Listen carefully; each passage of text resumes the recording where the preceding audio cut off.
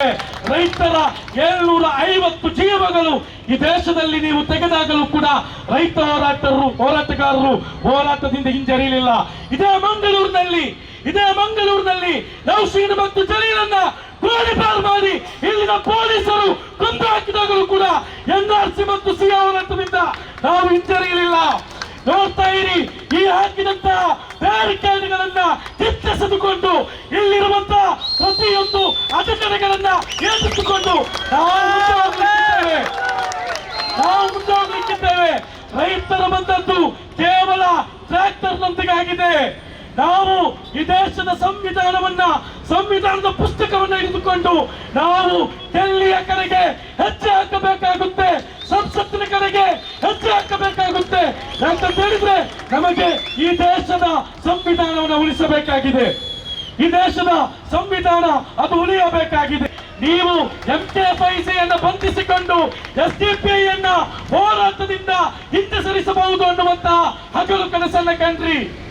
ನೀವು MK-5C ಮಾತ್ರವಾಗಿದೆ ಬಂಧಿಸಿರುವಂತಹದ್ದು, ಈ ದೇಶದ SDPI ಕಾರ್ಯಕರ್ತರನ್ನ ಬಂಧಿಸಲಿಲ್ಲ ಅನ್ನೋದನ್ನ ನೀವು ಅರ್ಥ ಮಾಡಿಕೊಳ್ಬೇಕು. ಈ ದೇಶದಲ್ಲಿ SDPI ಹುಟ್ಟು ಹಾಕಿದಂತ ಮನಸ್ಸುಗಳಿವೆ.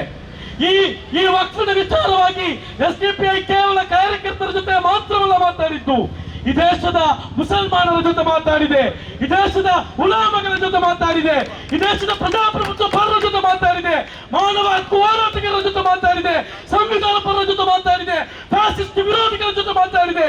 ಇವರೆಲ್ಲರನ್ನ ಕೂಡ ಈ ಧ್ವಜವೇ ಇಲ್ಲದೆ ಒಟ್ಟುಗೂಡಿಸಬೇಕಾದರೂ ಹೋರಾಟದಲ್ಲಿ ಭಾಗಿಯಾಗಲಿಕ್ಕೆ social democratic party of India ತಯಾರಾಗಿದೆ.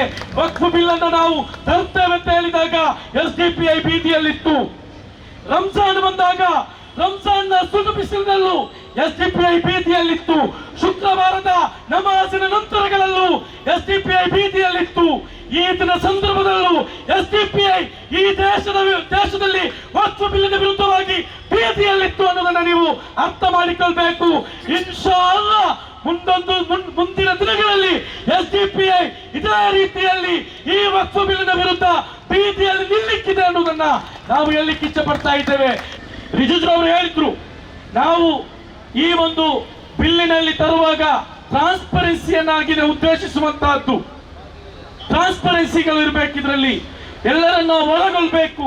ಅದಕ್ಕೋಸ್ಕರ ಈ ಬಿಲ್ಲಿನಲ್ಲಿ ಕೇವಲ ಮುಸಲ್ಮಾನರು ಮಾತ್ರವಲ್ಲ, ಅಲ್ಲದವರನ್ನು ಕೂಡ ನಾವು ಒಗ್ಗೂಡಿಸ್ತಾ ಇದ್ದೇವೆ.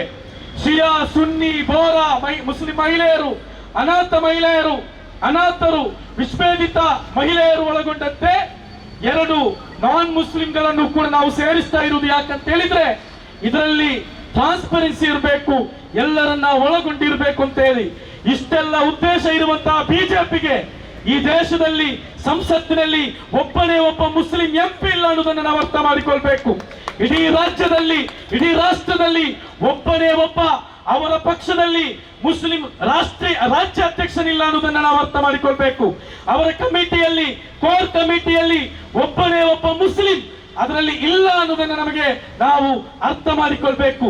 ಇಷ್ಟೆಲ್ಲ ಒಳಗೊಳ್ಳುವಾಗ, ಇಷ್ಟೆಲ್ಲ ಟ್ರಾನ್ಸ್ಪರೆನ್ಸಿ ಇರುವಾಗ, ಸಂಘ ಪರಿವಾರದ ಮೊನ್ನೆ ಕೇಂದ್ರಕ್ಕೆ ಸರಸಂಚಾಲಕರ ಪಾದ ಮುಟ್ಲಿಕ್ಕೆ ಈ ದೇಶದ ಪ್ರಧಾನಿ ಹೋಗುವಾಗಲೂ ಕೂಡ ಅಲ್ಲಿ ಒಬ್ಬ ಮುಸಲ್ಮಾನರನ್ನ ಕಾಣಲಿಲ್ಲ. ಯಾಕೆ ಅನ್ನೋದನ್ನ